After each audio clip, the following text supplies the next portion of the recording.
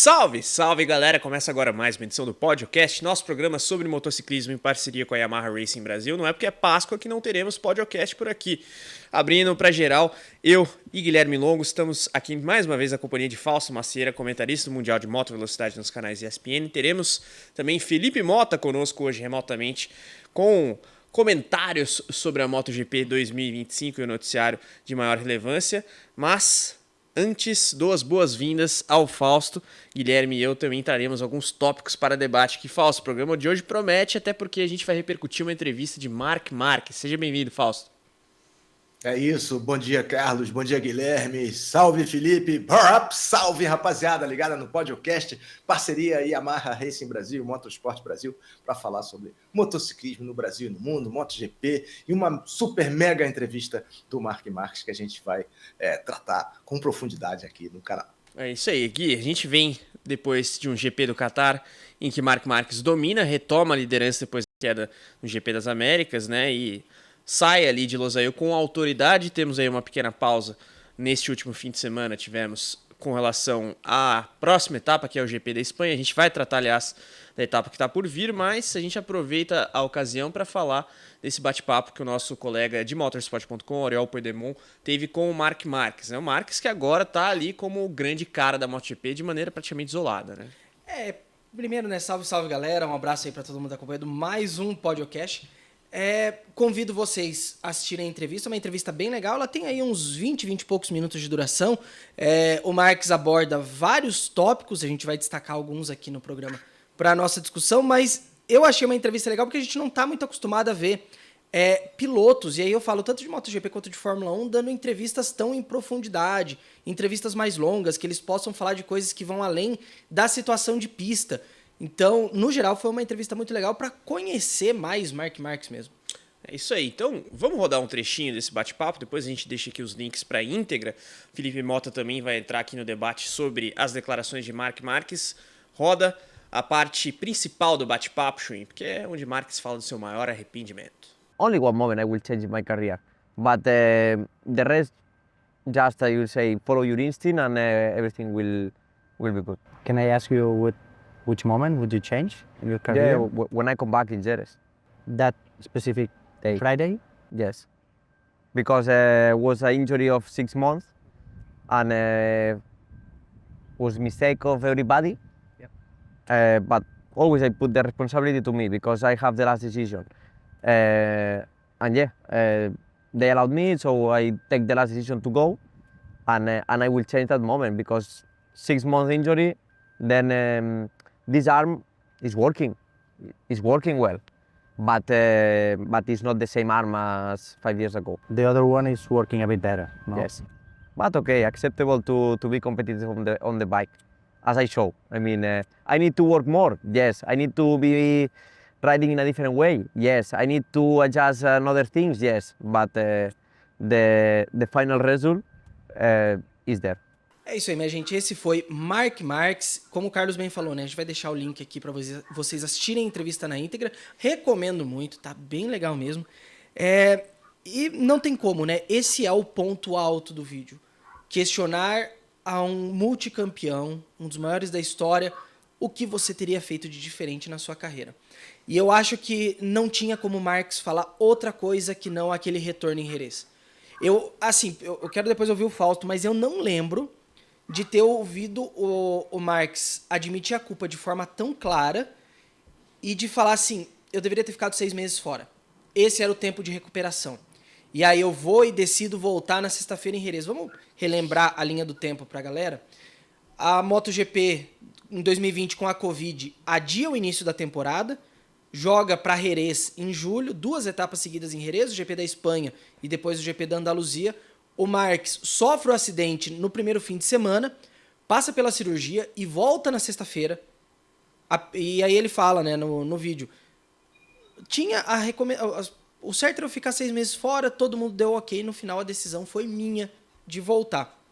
E ele desiste do fim de semana, ele chega a fazer, eu acho que só um treino livre, ele não chega nem a completar a sexta-feira, e já desiste. E a partir dali que o negócio dele começa a degringolar, como ele mesmo falou, eu deveria ter ficado 6 meses fora. E IC muito grande, né? O que teria sido da carreira de Mark Marques se ele tivesse sido cauteloso e seguido a recomendação de ficar 6 meses fora? Ele perderia a temporada de 2020, porque a temporada de 2020 foi condensada por conta da pandemia. Mas ele possivelmente voltaria em 2021 com o braço normal. E ele mesmo fala isso na entrevista, que o braço dele não está normal. O braço não é 100% como deveria ser. E como teria sido? Será que a queda da Honda teria sido mascarada pela performance do Marques? Será que a frustração do Marques com a Honda teria sido ainda maior? Será que o Marques estaria hoje na Ducati? É um IC muito grande, daquela que é possivelmente a maior história da MotoGP nessa década até aqui. E aí, Fausto, o Gui traz alguns tópicos já interessantes pra gente analisar, né? E claro, teria potencialmente sido muito diferente. No vídeo, o Marques trata da saída da Honda e da ida para a Ducati, mas aquele episódio em si é muito marcante, né, Fausto? Pois é, assim, eu queria fazer só um preâmbulo.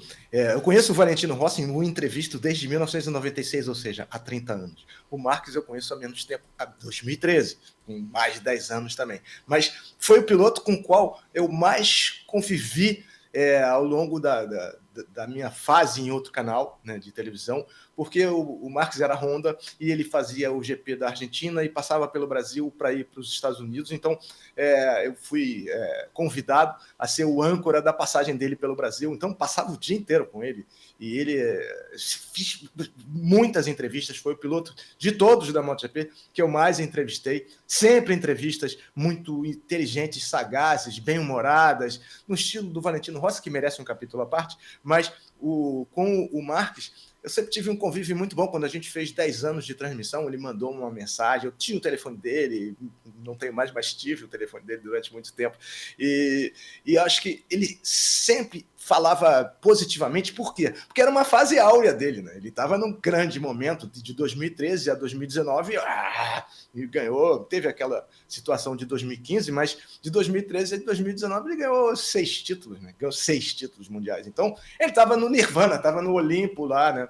Então, era mais fácil. Essa entrevista é muito profunda, é muito sensível. O Oriol Podimon fez perguntas muito boas, muito pertinentes, e o Marques não se furtou a responder nenhuma, como nunca se furtou a responder nenhuma. Porém, na fase que ele está agora, as coisas mudam um pouco de figura. Ele era extra classe, né?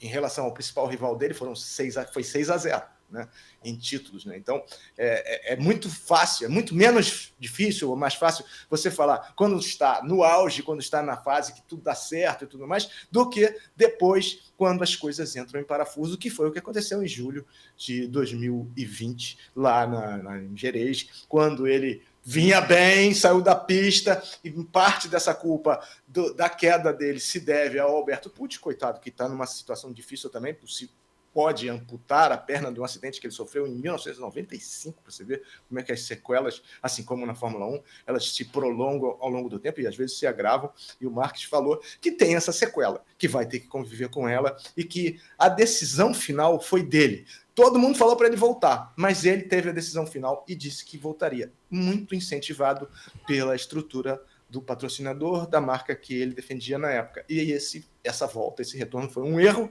e ele pagou por esse erro durante muito tempo, durante praticamente 5 anos, né? Ele em 2020 voltou atabalhoadamente, deu errado, né? E saiu do campeonato, fez operações sucessivas. Em 2021 ele voltou de novo sem estar bom, né? Mas ainda assim ganhou 3 grandes prêmios, né? Ainda assim venceu, e depois ele resolveu fazer o tratamento, foi para os Estados Unidos, fez 4 cirurgias, fez um tratamento muito forte, intensivo, que minimizou as consequências daquela queda que foi decisiva na carreira dele. E ele fala na entrevista, fala assim, a pergunta muito bem feita: você vai ser lembrado pelas suas conquistas ou pela sua capacidade de superação naquele retorno? E ele acha que para ele seriam as conquistas, mas que, no geral, ele vai ser lembrado por essa grande capacidade de se recuperar, de insistir, de determinar, de trabalhar muito, que é o que ele faz até hoje, que ele tem dificuldade das curvas para o lado direito. Então, eu acho que ele vai ser lembrado, eu acho que ele tem razão, mais uma vez, quando diz que vai ser lembrado não tanto pelas conquistas, que são extraordinárias, mas pela capacidade de lidar com as adversidades, da maneira em que lidou, da maneira com a qual lidou a partir de 2020 até 2024, né? Foi quando ele teve a redenção geral. O Fausto bem trouxe uma recapitulação do caso Marc Marquez no âmbito cirúrgico, digamos assim. Realmente foi bastante adversidade e ele superou com maestria, basta ver o que está fazendo na pista agora. Felipe Mota agora vai também comentar este bate-papo do nosso colega Oriol com o Marc Marquez. Felipe, diga-nos a vossa opinião, o que poderia ter sido na carreira do Marquez caso ele não tivesse voltado naquele dia em Jerez. Fala pessoal do Podcast, se a gente está falando de velocidade, vamos falar de uma pista, né? Eu tô aqui no Velocitar, que é, para mim, um dos autódromos mais bonitos do mundo. É lindo realmente o Velocitar, surpresas em breve. Mas vamos lá, eu gosto dessas provocações. E se, sabe? É muito e se. Ao mesmo tempo que é difícil responder essa. E eu vou justificar da seguinte forma. Me parece muito óbvio, se ele não tivesse voltado, imediatamente sofrido o segundo acidente, ele seria ainda mais dominante. Ele teria tido mais tempo para se recuperar, provavelmente voltaria pleno, provavelmente teria evitado a dominância do Bagnaia, o próprio título do Jorge Martin. Aí vocês vão falar, não, mas a Ducati estava dominante. Beleza, mas quem não diz que ele também não teria ido para lá? Só que se a gente... Vamos pegar o que aconteceu com o Martin esse ano.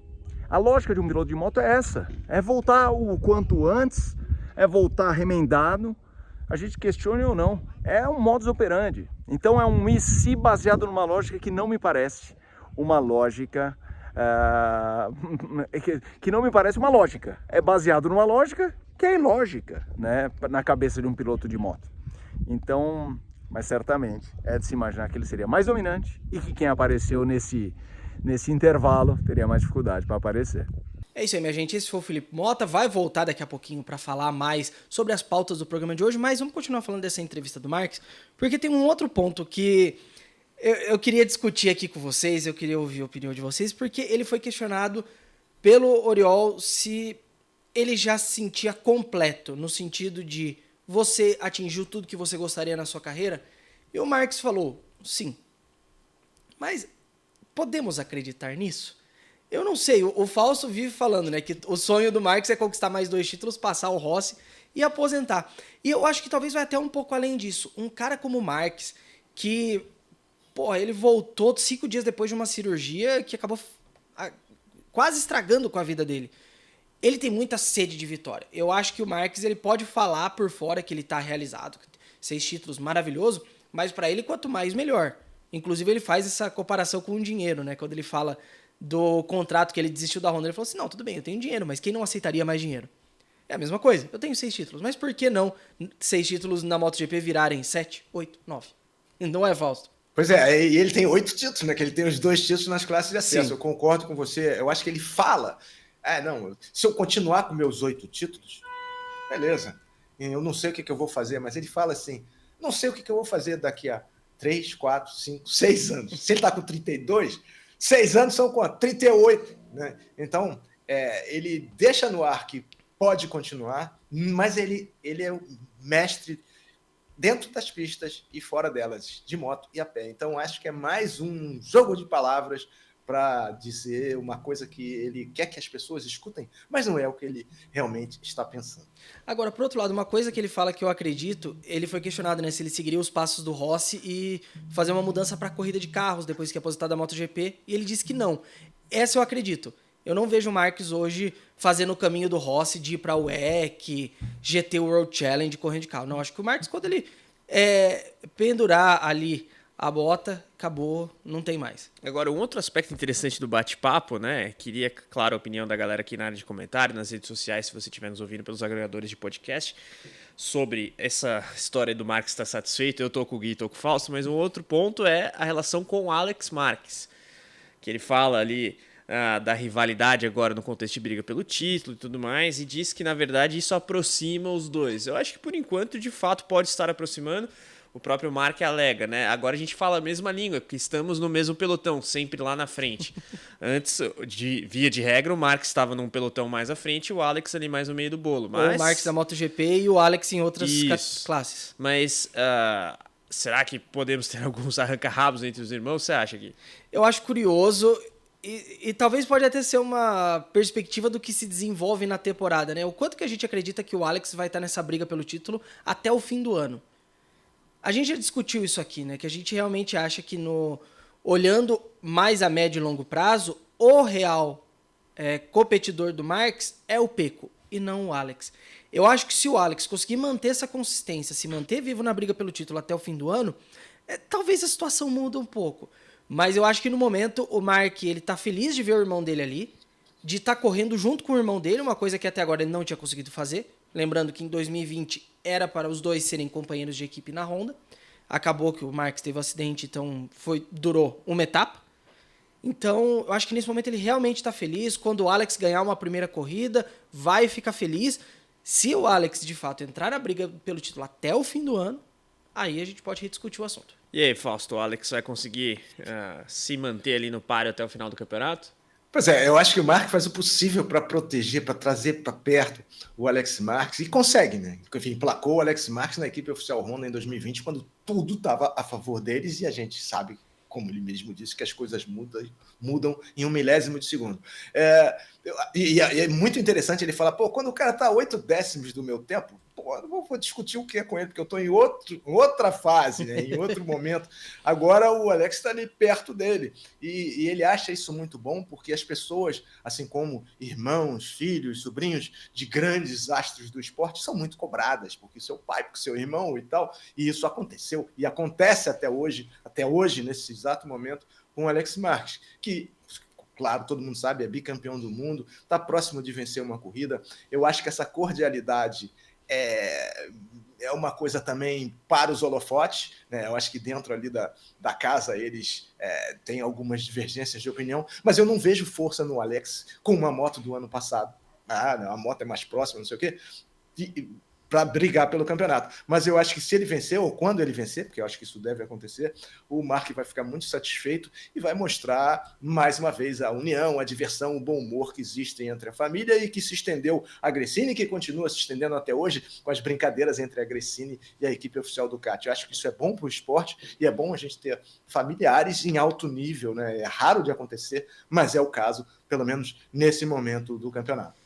Familiares em alto nível e contemporâneos, né? Ainda que, como o Gui bem tenha mencionado, no começo o Marques era da MotoGP e o Alex ainda estava nas classes suporte. Mas esse papo do Mark com o Oriol também traz muito ali, pelo menos na minha perspectiva, eu queria saber de vocês, a situação do Martin à tona, né? Porque se o ponto alto da entrevista é o maior arrependimento, a volta da lesão, a gente tem agora, pós-GP do Qatar, mais uma vez, o Martin no estaleiro em função da queda ali em Losail.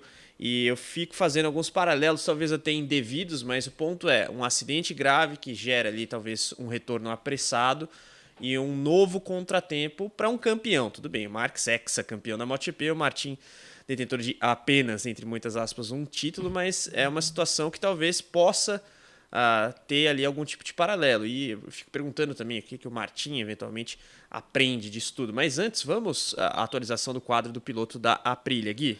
Na última semana a gente estava gravando o podcast quando veio a atualização de que seriam 8 fraturas na clavícula. Posteriormente, esse número foi atualizado para 11 fraturas no total, um número absurdo. A gente até... Cara, se a gente fizer a somatória de quantas fraturas o Martin teve no ano até agora, 3. Em 2 meses, é um negócio absurdo. Dá o quê? 20 fraturas, pelo menos, entre os 3 acidentes? Então... Cara, é uma situação muito complicada e, de fato, dá para traçar paralelos. Eu acho que o Martin não precisava ter feito aquele segundo o treino de supermoto. Podia ter voltado. Tudo bem, os pilotos de moto têm essa coisa de treinar alguma coisa antes. Mas, putz, era o início do campeonato, sabe? Ele podia ter segurado, podia ter feito o primeiro treino livre. Isso lá antes da Tailândia, né? Isso, lembrando, o primeiro acidente dele, começo de fevereiro, na Malásia. Primeiro dia da pré-temporada. Ele estava a caminho de voltar normalmente no GP da Tailândia, abertura do campeonato, mas aí na terça-feira que antecedeu o início das atividades na Tailândia, ele sofre esse segundo acidente num treino de supermoto, mais fraturas, e aí agora ele volta no GP do Qatar. Parecia que ia tudo bem, teve seus bons momentos no fim de semana, mas aí sofre aquele acidente, um acidente que inclusive poderia ter sido muito pior, causa do envolvimento do Fábio de Gianantonio, de Gianantonio passou colado nele. O negócio podia ter sido muito pior ali ainda. Sim. Mas felizmente não Tocou, foi. né? O Gianantonio tocou nele. Tocou, podia ter sido muito pior ainda. Mas agora essa, eu até fui pesquisar aqui, quanto tempo mais ou menos que leva uma recuperação de fratura na clavícula. Diz aqui, uma pesquisa simples no Google, que a maioria das fraturas é tratada com imobilização por tipóia, 4 a 6 semanas. Então, olhando o calendário da MotoGP de 2025, ele semana sofreu... que vem, já, mesmo que volte, vai estar muito Ele voltaria remendado. pelo menos em Silverstone, 25 de maio, isso contando 5 semanas mais ou menos de recuperação, seria a 7ª etapa da temporada. É um ano perdido, basicamente. E é aquela coisa, né, Fausto? Às vezes o cara, enfim, esses pilotos de MotoGP são super atletas, conseguem uma recuperação por uma série de tratamentos intensivos, mas não é a mesma coisa, né, Fausto? Pois é, assim, a situação do Martin é muito triste, né? É muito triste, porque ele, por temperamento, é uma pessoa, é um piloto arrojado, né? Ele sempre foi arrojado. Tomou um capote daquele que ele tomou em Portugal, 2021, no treino livre. Ele tomou um tremendo tombo, saiu a bota. Nunca tinha visto sair bota numa queda. E aí ele ficou no estaleiro muitos meses e tal. Ele tem esse temperamento. E ele perdeu o campeonato de 2023 por esse temperamento. E aí em 2024 ele se recompôs e foi estilo Alex Marques, segundão, e conseguiu vencer o campeonato. E ficou muito aborrecido, mas muito aborrecido. No dia eu lembro, a cara dele, quando ele assinou com a Aprilia, a cara dele dizia tudo, né? Eu não estou satisfeito, não me deram outra opção, gerou uma revolução no campeonato, e ele queria o quê? Queria pegar a Aprilia e ganhar do Marques Marques, já podia ganhar do Marques, do Bagnaia, de todo mundo. Como ele ganhou do Bagnaia, ele queria ganhar do Marques. E aí ele forçou essa situação. E tem um outro aspecto também, né, que a equipe dele pediu para ele fazer um teste de MotoGP antes de voltar para se adaptar, coisa que não foi autorizada, porque a associação de fabricantes depende de consenso, é igual um condomínio onde só a unanimidade autoriza uma mudança na regra, e não havia essa previsão, e foi uma coisa muito ruim, porque a Aprilia falou que foi a Ducati que vetou. E o Didi da linha ficou muito contrariado com o Máximo Rivola e falou: peraí, a gente não joga assim para a plateia, não. Primeiro, você não devia ter falado o que aconteceu na reunião, porque essa ata é sigilosa. Segundo, quem vetou não fomos nós, vocês sabem quem foi. E foi apurado, que foi a Honda que vetou, né?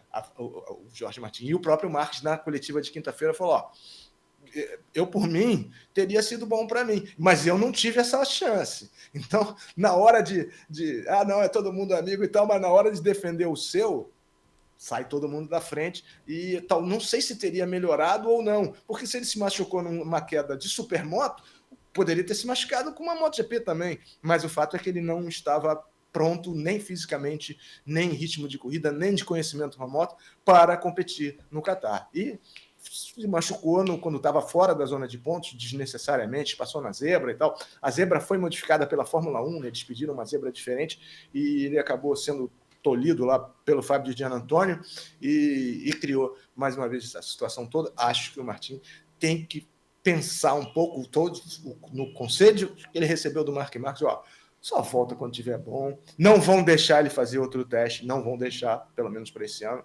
mas esperar. Dá tempo ao tempo, porque é uma lesão difícil de recuperar, bicho. 6 costelas quebradas, é difícil de recuperar, cara. Eu acho que ele vai ter grande dificuldade. Esse ano é perdido. E só um finalzinho. Imagina se ele é contratado pela Ducati. Se o Marques Marques fica na Gresini com a Moto 25, que ele propôs a Ducati não topou, quis ele na equipe oficial. Ficava ele na Gresini com muito menos pressão do que ele tem agora, então, tá nem aí para pressão. E o Jorge Martin ao lado do Bagnaia. E se acontece uma coisa dessa? Não. Então, acho que a escolha do Marques Marques para a equipe oficial foi boa, e isso acabou gerando um tsunami na MotoGP que está levando tudo de roldão, inclusive o próprio campeão mundial, que ainda não reinou.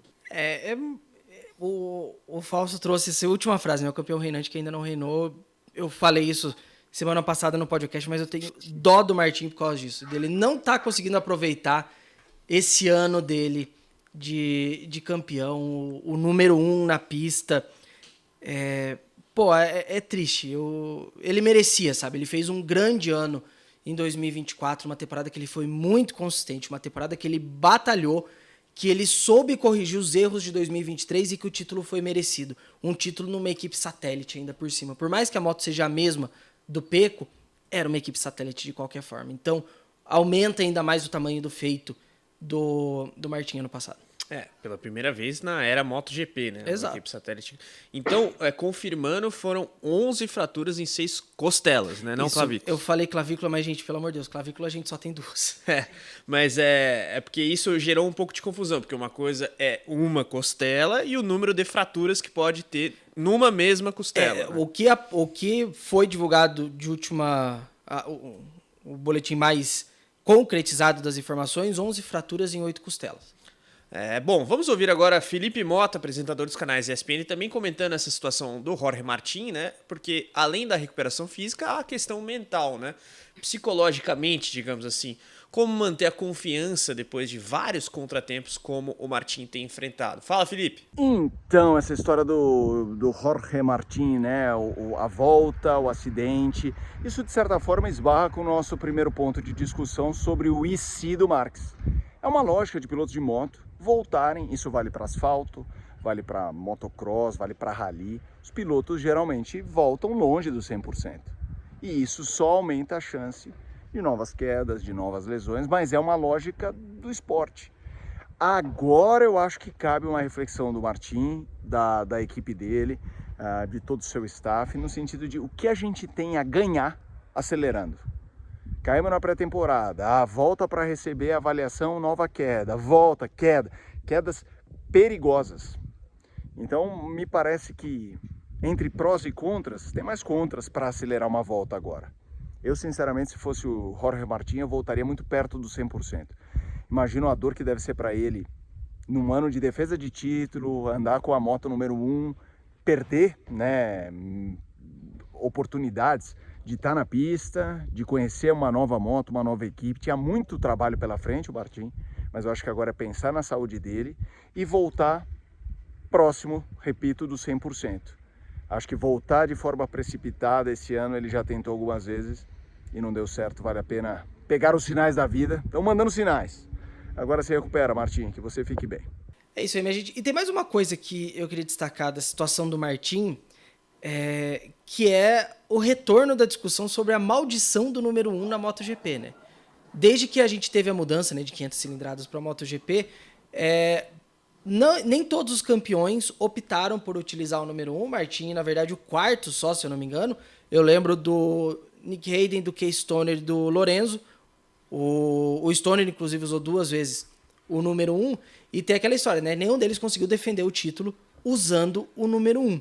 Mas eu não lembro de alguém ter tido uma maré de azar tão grande quanto essa do Martin. Fausto, você lembra? Porque pra mim o Martin atingiu um outro patamar nessa maldição já. Pois é, assim, os pilotos não gostam muito de usar o número 1. O Durham usou e venceu, né?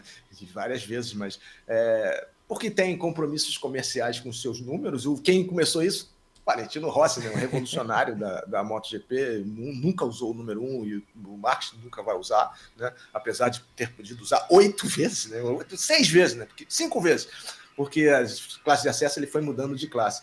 Mas é uma coisa que não tem explicação, né? Às vezes a gente tem pilotos que usam o número 1 ou atletas que usam o número 1 em outros esportes e conseguem se dar muito bem com eles, no motocross especialmente, né? Todo mundo quer usar o número 1, mas na velocidade não tem tanto essa obstinação por esse número. E eu espero que o Martin volte a brilhar e com o número 1, né? Para também dar uma acalmada nessa pretensa maldição de que o 1 não favorece quem o utiliza. Espero que ele volte forte, espero que ele esteja no pódio, espero que ele vença corridas, mas em termos de campeonato, a coisa está ali no esquadrão Ducati, especialmente entre as duas oficiais. É isso aí. Agora a gente projeta a próxima etapa, a Jerez de la Frontera, GP da Espanha. Lembrando, aliás, Guilherme, que infelizmente a pista passou ali por alguns incidentes preocupantes no final do ano passado, né? Chuvas muito fortes na região inundaram o circuito, tornaram ele, né, inutilizável por várias semanas. Não à toa, eu tô tentando confirmar, o Fausto até pode falar aqui. A pré-temporada da Moto E era para ter sido lá, né? Mas Não foi. Isso, acabou sendo em Barcelona. mais ou menos aí há uns 10 dias atrás. Então, a gente vê que a situação realmente foi muito complicada lá em Jerez, mas desde o início a organização do evento bancou a realização do GP da Espanha. Até o momento, está tranquilo, está confirmado. Teremos, inclusive, se vocês procurarem no Google notícias sobre o circuito, já falam sobre estacionamento, plano de mobilidade para facilitar o acesso ao circuito, etc, etc. Então, os planos neste momento que estamos gravando seguem normais para o GP dessa semana. E você citou Moto E, né, que realizaria pré-temporada lá por hora. Moto E ainda não inicia o seu campeonato, apenas no GP da França, no dia 10 de maio. Fausto, você ia falar alguma coisa? Manda bala. Eu ia falar, porque já recebeu agora há pouco tempo, né, a abertura do espanhol de Superbike, então a pista está em condições, né, foi toda recuperada, a curva Lourenço, né, que é a curva 13, foi recuperada, então a pista, porque tem um apoio da comuna, né, porque sabe que movimenta muito o turismo, tem a bebida tradicional de lá, então eles se esforçaram bastante, recolocaram a pista em condição e já recebeu corridas já há 2 semanas, então foi um teste para o que vem por aí na MotoGP. E aí, expectativa pontualmente para a etapa da Espanha, Guilherme? Eu queria também, na sequência, percutir o que o Bagnaia pode ter aí como alento de agora em diante, tudo bem, correndo em terreno inimigo, né, do ponto de vista da nacionalidade. O Felipe também vai trazer as suas impressões na sequência, mas começa contigo, Gui. Agora a gente entra na temporada europeia, né? Os circuitos vistos como os mais clássicos. A gente está falando, em ordem, a temporada europeia.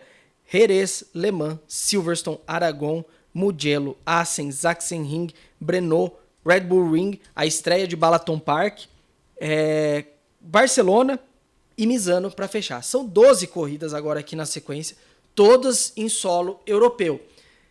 Vamos ver, tem muita gente que fala, inclusive isso foi citado aqui, né, no podcast, não, porque quando chegar na Europa, o Bagnaia tá mais em casa. Será? Eu já falei isso, o Bagnaia pode estar mais em casa, mas o Marques também. O Marques tem bom histórico nos circuitos europeus. Não à toa, Sachsenring é uma das casas do Marques, 8 vitórias. E na Espanha, ainda mais, né? Na Espanha tem 3 corridas, vai correr em Jerez, vai correr Aragon, vai correr Barcelona, e depois tem ainda Valência no fim do ano. Eu quero a opinião do Fausto, antes também vou trazer Felipe Mota, que gravou aqui um depoimento sobre se o Bagnaia pode agora dar as caras a partir dessa pernada europeia, né? O Bagnaia disse, aliás, que teria começado a temporada mais forte se o início do campeonato fosse no Qatar. No Qatar vimos que ele ficou aquém. Exatamente esse é o meu ponto. Do Maverick Vinhares. Mas Felipe, fala aí. Eu não gosto muito dessa coisa de... porque na Europa vai começar, né? Depois da queda do Marques, eu imaginava que no Qatar o Bagnaia já estaria um pouco melhor. A gente pode até dizer que o resultado matemático não foi horroroso, mas de novo a gente não viu uma super disputa não. A gente tem no momento um claro domínio do Marc Marques e, sinceramente, do que a gente viu nas primeiras provas do ano, a gente só consegue imaginar o Bagnaia engrossando se o Marques cair. É isso, se o Marques cair.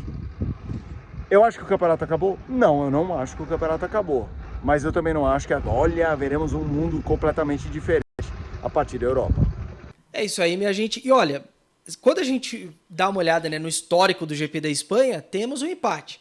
Marques e Pecco, 3 vitórias cada um. Porém, Marques, 2014, 18 e 19. Pecco, as últimas 3 edições, 22, 23 e 24. Fausto, por mais que seja a casa do Marques, talvez essa trinca de vitórias consecutivas seja um alento pro Pecco aí, né?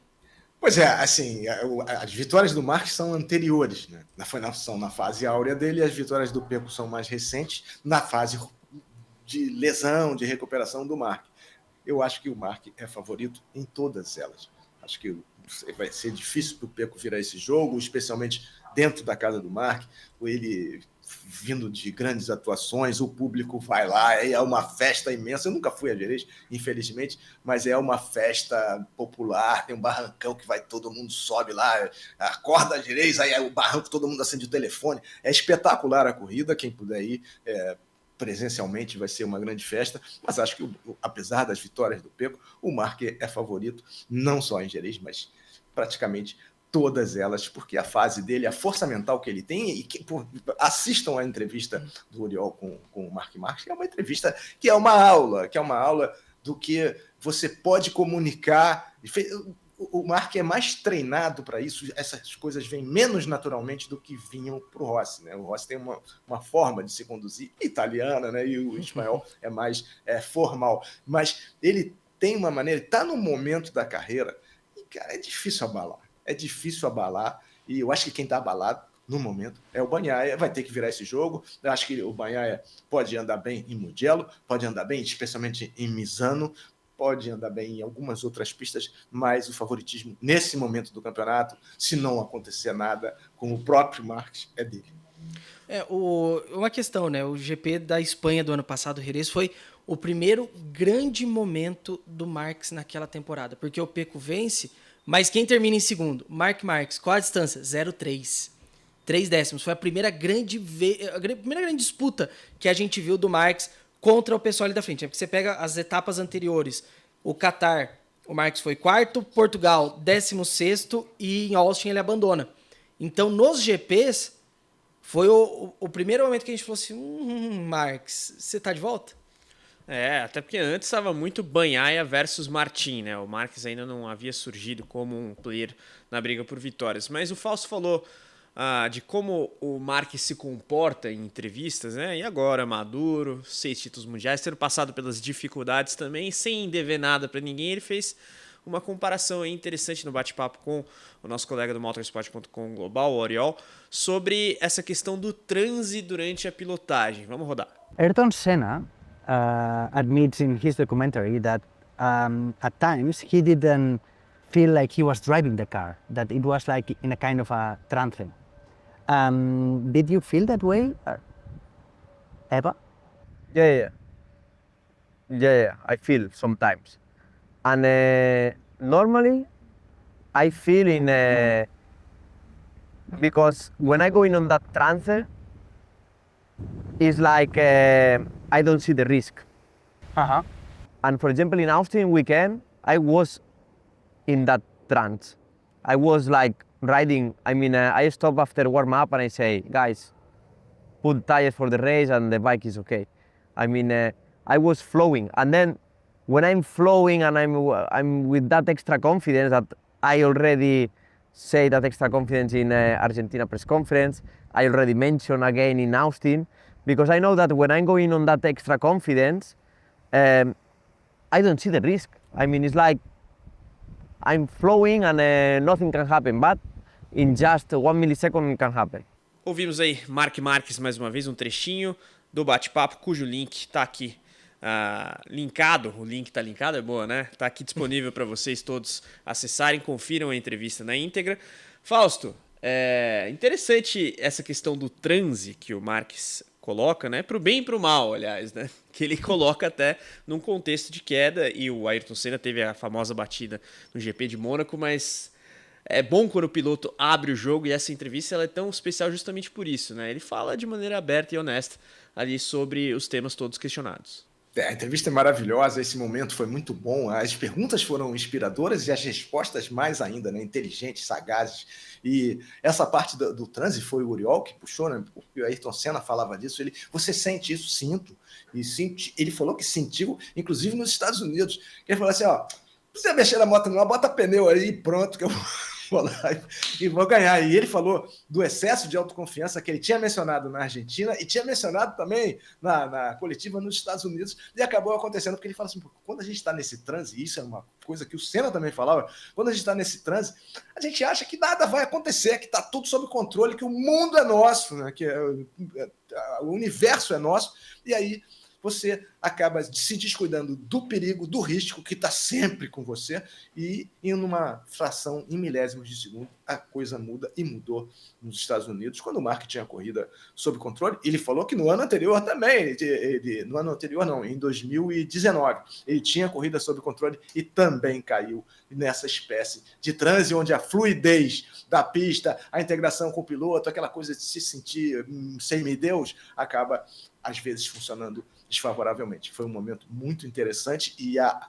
afinidade com o Ayrton Senna, para nós, especialmente, é brilhante. Aliás, eu acho curioso que ele fala dos dois lados, né? O Transi citando com o Senna citado, mas ele também faz uma comparação com uma fala do Alonso, que o Alonso fala de como que ele pensa em coisas do dia a dia dentro do carro. E aí tem uma parte que ele fala assim, ok, o Alonso pensa onde é que ele guardou a chave, não sei o quê. Mas se eu começo a pensar nessas coisas, significa que eu tô meio segundo mais lento e alguém vai me passar. Fora o perigo, né? Fora não o que perigo. a Fórmula 1 não seja perigoso, mas tem um nível um pouco abaixo da MotoGP. Um acidente de moto tem mais potencial de problemas do que da Fórmula 1. Diga, Fausto. E a intensidade, né? A intensidade da MotoGP é toda diferente, né? Porque você usa as mãos, os pés e o jogo, o corpo e tal. E ele falou muito bem, né? Porque ele falou assim, pô, o Alonso pensa isso porque ele tá da Fórmula 1, o carro é diferente e tal. Mas na moto, se eu estiver pensando só em chegar, né? Só em completar a corrida, beleza, posso até pensar o que eu vou fazer logo mais à noite e tal. Mas quando eu tô nos top 3, meu Deus, e isso é bem Mark Marques. Quando eu tô nos top 3, eu tô competindo e quero vencer. E Celino falou, mas deixou nas entrelinhas. Ele tá nos top 3, não dá para pensar em mais nada, a não ser de ultrapassar o outro e tentar chegar na frente de todos. Agora, puxando a parte final do debate aqui com demais expectativas para o GP da Espanha, a gente viu ali a Ducati do Marques, aliás, dominando mais uma vez no Qatar, Guilherme, mas o Retapa de Losail teve alguns elementos que a gente debateu, inclusive, no podcast da semana passada. Eu queria agora extrapolá-los para Jerez, né? A Honda do Johan Zarco bem, claro, o Viñales foi destaque, embora tenha sido punido e caído lá para 14º, né? Ele que originalmente foi segundo na pista, o Quartararo sétimo com a Yamaha e até o próprio Aldegger surgindo aí, depois de uma corrida do Alex Marques que não foi lá das melhores por conta dos incidentes todos. O que mais você está de olho aí nesse GP da Espanha, para além de Marques, Bagnaia e Alex Marques? Vamos pôr o Alex Marques numa questão separada, porque eu acho que a gente tem que ver como que ele vai responder ao que aconteceu no Qatar. Uma corrida abaixo do que a gente viu ele fazendo até agora, muito por causa do contato que ele teve com o irmão na primeira volta, na primeira curva, na verdade. Sim. Então, o Alex Marques é um caso à parte que a gente tem que ficar de olho. Mas eu vou repetir uma coisa que eu tô falando nas últimas edições do podcast, que é a briga da segunda força. 4 etapas, 4 pilotos se destacando como segunda força, 4 montadoras diferentes, 4 equipes satélites. A Yogura com a Trackhouse na Tailândia, depois na Argentina a gente teve o Zarco com a LCR Honda, nas Américas a gente teve o Jack Miller com a Pramac Yamaha e agora no Qatar o Maverick Viñales com a Tech 3 KTM. Quem vai ser a segunda força? Tá muito divertido isso, porque a cada circuito a gente tem uma montadora se destacando. Para mim isso aí é fantástico e, principalmente, quando que os pilotos das equipes principais vão reagir? Quartararo fez uma boa corrida no Qatar, mas e uma boa classificação, aliás, vamos reforçar isso. Mas quando é que a gente vai ver o Quartararo sendo o piloto mais rápido da Yamaha? Quando é que a gente vai ver Ramiro Luca Marini sendo o piloto mais rápido da Honda? Quando é que a gente vai ver Brad Binder ou Pedro Acosta sendo o piloto mais rápido da KTM? E por aí vai, os pilotos que só vão perder para as Ducati. Também devendo, Bezek né? também, que vão estar perdendo só para as 4, 5 Ducatis ali de cima. E aí, Fausto, segunda força em Jerez, você se arrisca ou não? Difícil, né? Difícil a projeção. No momento, quem revelou mais consistência foi a Honda. Quem revelou mais consistência foi a Honda. Eu concordo integralmente com o Guilherme quando ele fala que os satélites estão dando pau nos oficiais. Eu acho que vai ter um corte salarial aí e nos oficiais. Uma dança das cadeiras. Pois é, acho que pô, você leva quanto ganha um e quanto ganha outro. Quanto ganha o Mir e quanto ganha o Zarco. Né? Quanto ganha o Quartararo, quanto ganha o Miller. A diferença é estúpida, é boçal. O Danilo Petrucci falou que... Ele falou, depois ele retirou. Ele falou assim, o Jorge Lourenço ganha 50 vezes mais do que eu.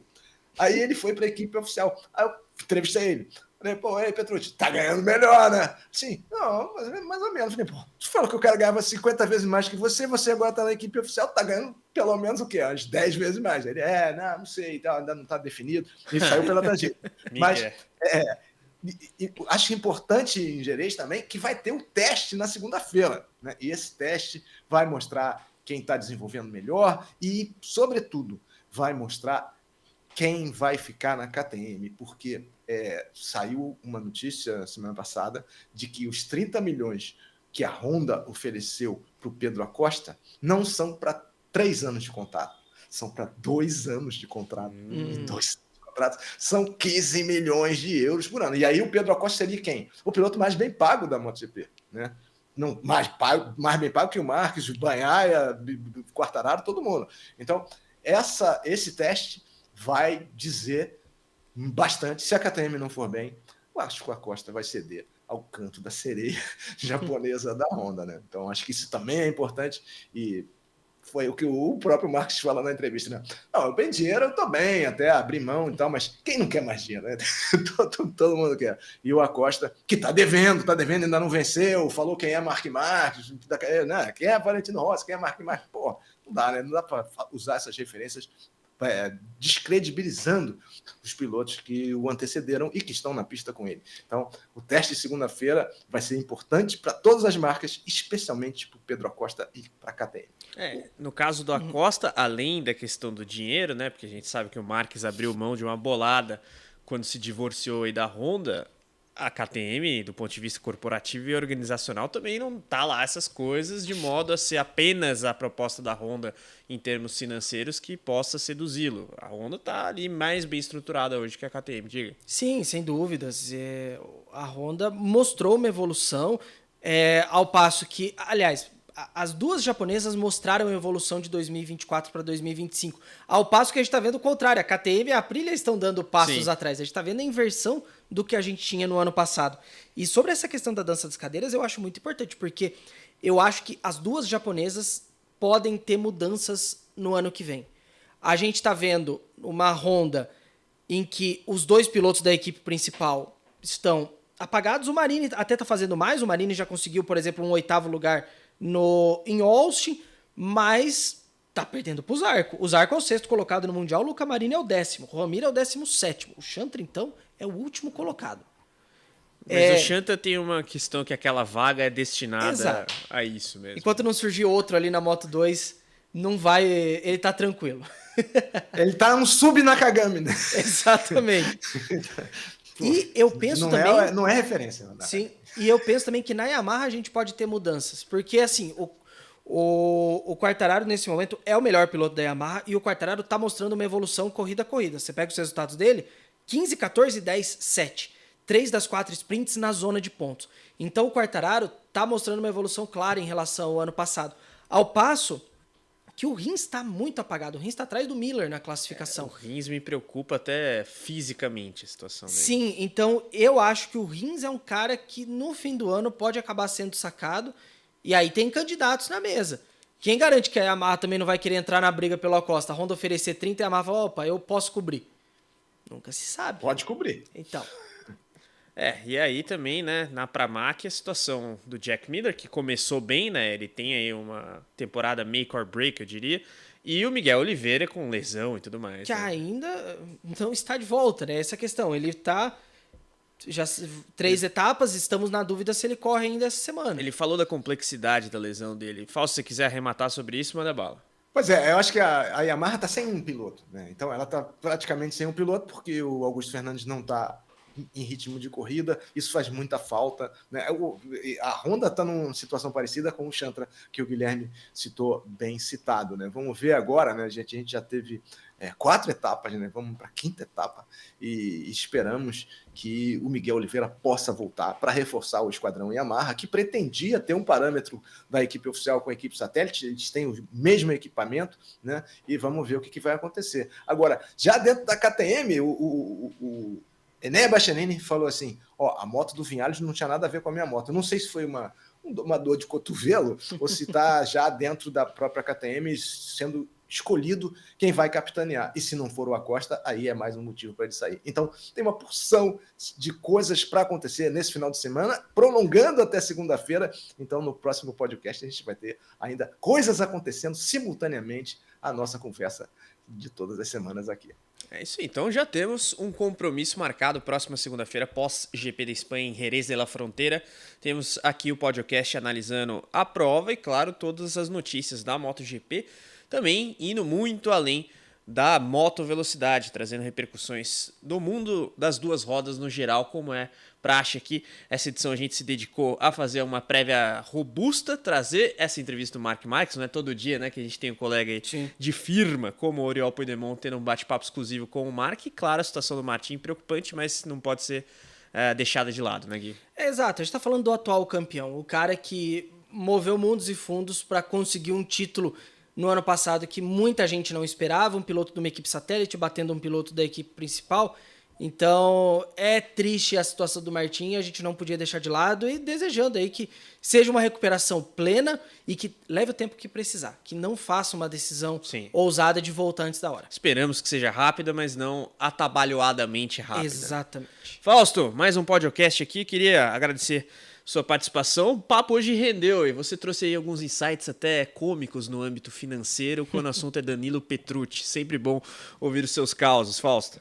É isso, eu que agradeço a oportunidade, é sempre muito bom falar de moto e o assunto é inesgotável, a gente podia ficar aqui horas falando e certamente não vai faltar pauta para a gente fazer isso outras vezes, porque o campeonato está em andamento, várias modalidades, vários mundiais simultâneos, brasileiros na pista, isso tudo atrai a atenção e é o que nós queremos mais visibilidade para o motociclismo esportivo. Então, muito obrigado, um abraço Guilherme, um abraço Carlos, um abraço Felipe, boa semana para todos, Power Up, acelera Brasil! É isso aí, Diogo Moreira na pista na Moto2, próximo fim de semana e claro, semana que vem a gente tem toda a análise por aqui.